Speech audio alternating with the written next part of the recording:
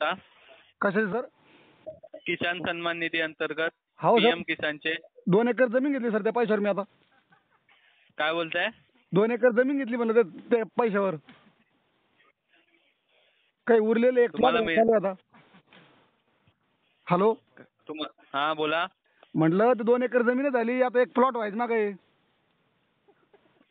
तुम्हाला मिळतात का पैसे? हो ना ते सांगू लागलो मी, जमीन घेतली त्या पैशावर मी. ओके. आपल्याला जाणून आनंद होईल की आपल्यासारख्या 11 कोटीहून अधिक शेतकऱ्यांना किसान सन्मान निधी योजनेचा लाभ मिळत आहे. हो. आगामी लोकसभा निवडणुकीमध्ये तुम्ही भाजप किंवा त्यांच्या मित्र पक्षाला पाठिंबा द्याल का? कोणाला द्यायचा पाठिंबा? लोकसभा निवडणुकीत तुम्ही भाजप किंवा त्यांच्या मित्र पक्षाला पाठिंबा द्याल का? कोणाला द्यायचं म्हणले?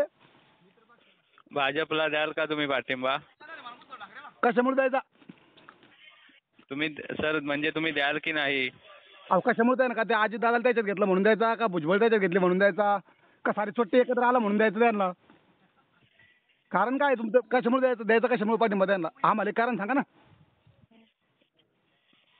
सर म्हणजे तुम्ही पाठिंबा द्याल की नाही त्यांना? अहो आम्ही 17 उचलून मेलो इकडं, आणि तुम्ही आता पाठिंब्याची गोष्ट करू लागले. आता त्यानं सारे चोर एकत्र केले आणि तुम्ही आम्हाला पाठिंबा विचारू लागले का?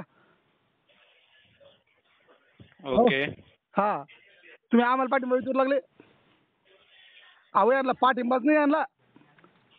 ओके ओके ठीक आहे. गावात पण येऊन देणार नाही आम्ही यांना इथून पुढं, आणि आले तर ठोले खातील आमच्या आता. ओके ठीक आहे. अहो हे सारे राजकारणी जे आहे का, आणि त्याच्यात विशेष करून तुमचे बीजेपीचे मित्र पक्ष खरोखर टोले खाते नाही, यानं गावात येऊच नाही. Okay sir.